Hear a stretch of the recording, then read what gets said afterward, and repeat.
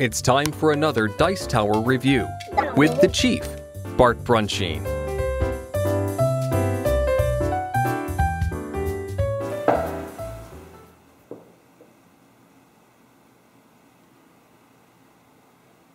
It's the Chief from the Dice Tower. Today we're going to be talking about Zombicide. Obviously a zombie game. Came out on Kickstarter. Hold on a second, I got to make sure I'm ready here. You just never know. These guys are coming out of the woodwork. Zombicide's available not just from Kickstarter anymore. It's also available at most of your online stores or probably even your brick and mortar. It's a cooperative game where you actually have hordes and hordes of zombies coming at you. I know that's what zombies do. This one does it right. I'm kind of a zombie fan, and it has a real good feel, a modular board, varying player powers, really good sculptures, and some good art on these, which we'll go in and look at in a second. Hold on one second. You can never have enough. So hold on, and we're gonna go in and take a closer look. I'll be back in a bit. All right, we'll start with the rule book. We got the cover art on it. There's been some criticism on the rules. The rules are a little vague in some areas, but I got to tell you, they're understandable, and you know, you shouldn't have to, but I went to BGG and read some of the resource stuff there. But the criticism's been that it's been a little bit vague, and I would say it is. But I like all their illustrations that help you walk through what the cards do. Explanations on that are great. So just to drift over the board, you can see how nice the art is here. Of course, they've got the random blood splattered all over the place. Got some noise tokens. If you make noise, you're going to draw the zombies to you, or to that location. We've got an abomination here. Abominations are the hardest ones to kill. We'll get into that, obviously, a little bit later. And we've got a runner. Runners are going to take 2 actions on their turn, which usually means running at you extremely fast or biting the heck out of you a couple times once they get on you.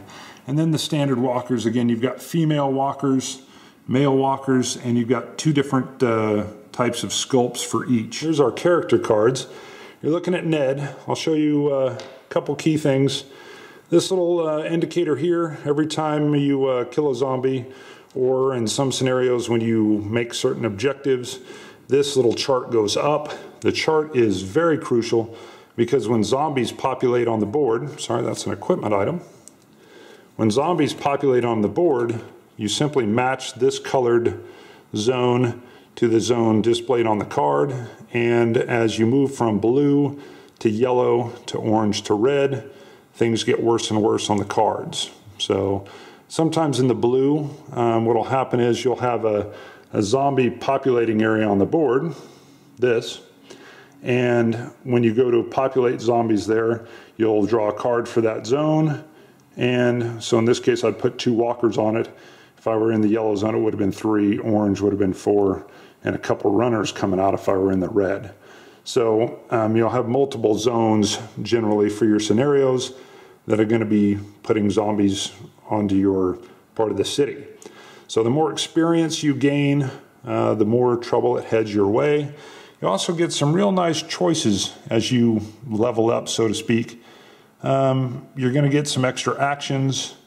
Then you have a choice to make, one or the other of these as you move into your orange zone, and you get to pick one of these 3. So your character can be slightly different as the game proceeds. The area displayed here is how many things you can carry. So this is the card that's in your hand. Ammo just goes, shotgun ammo obviously goes with a shotgun, allows you to take some extra shots. But this is where you would have cards in reserve, and then usually a gun or a knife or something in your left or right hand. Just to show some of the weapons. Rifle, submachine gun, pistol, sawed off. Let me go in and I'll show you just real quick kind of how these work, because it's important.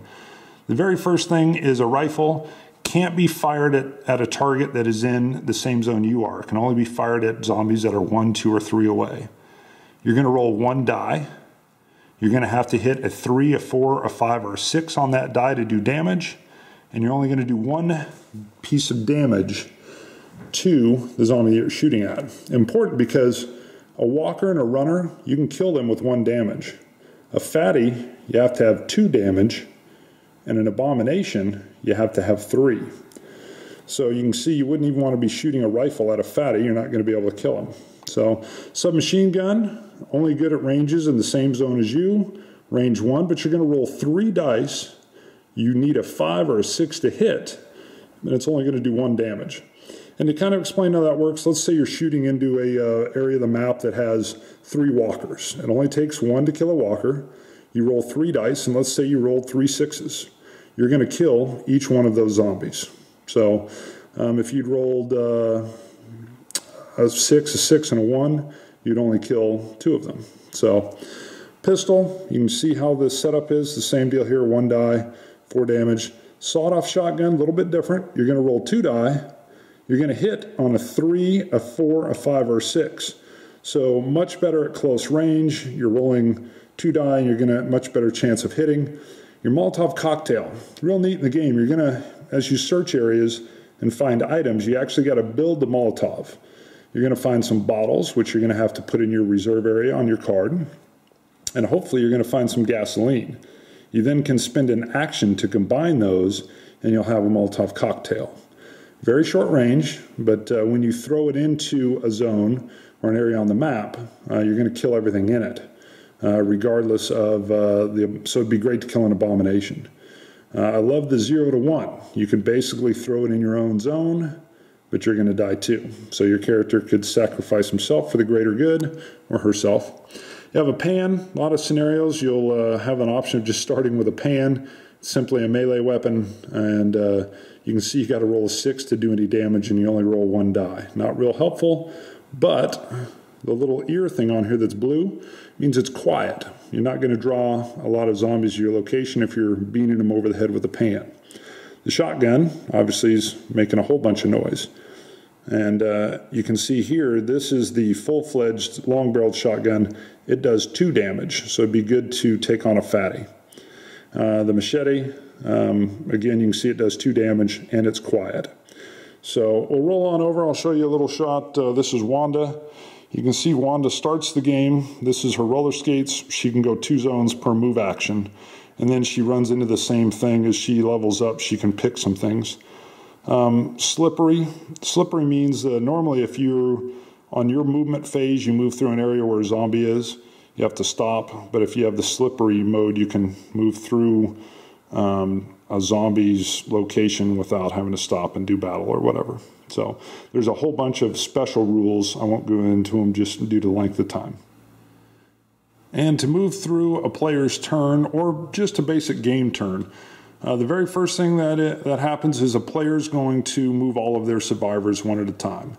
The very first part of the phase, when everybody's in the blue zone, everyone gets 3 actions. And you can spread it out any way you want. You can do a movement action and then search a room that you're in and then do combat. You could be in one area and depending on the weapon you have, you could do combat 3 times in a row. So you can just vary that any way you would like. So, or do what needs to be done. If you've got a bunch of zombies in your zone, you might have to do battle with them, or you might just try to run and get out of there. So after each player moves their survivors or their heroes, it becomes the zombie turn. When it's the zombie turn, the first thing they'll do is attack any heroes that are inside their area. So next thing they'll do is they'll move, and then you'll do the respawn action, which is the drawing of the cards and the repopulating of each of these little red respawn areas. And then you just start the turn over again. All right, we're still doing all right. Hold on 1 second. We had another one coming around here. Occupational hazard.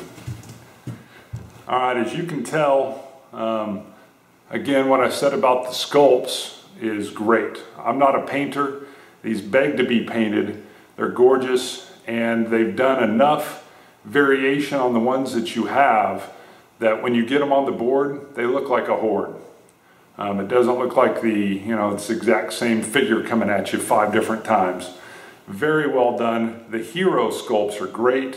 The artwork that they've attached with the boards, as you've seen, phenomenal. Gameplay, it's nothing super strategic, but it does what it's supposed to do. It's a zombie horde. They're coming at you. You're going to gun them up and try to make your objectives and then get the heck out of there if you can. And the way it's set up that you have multiple heroes that you're playing with, you just know you're not going to get them all out of there. So it lends itself to a strong role-playing element. Bo, my 5-year-old, had seen the box, wanted to play. I was a little bit leery, but it's still kind of campy and cartoony. He played it, and as we played, we had Ned with his rifle holding off some runners that were coming in. We're all trying to get our characters into the cars and escape. And I saw the game really capture his imagination, and it also captured mine. It does that well. Again, with most zombie games, you're not looking for some deep strategy. This doesn't provide that, but it provides a whole lot of fun. So if that's what you like in your zombie games, or if you like zombie games, give Zombicide a try. See you later. I got some zombies to kill. Thanks for watching our review today. For more information about board games, as well as the #1 board game audio podcast, check out Dicetower.com for reviews, interviews, and more. I'm Eric Summerer, and you've been watching The Dice Tower.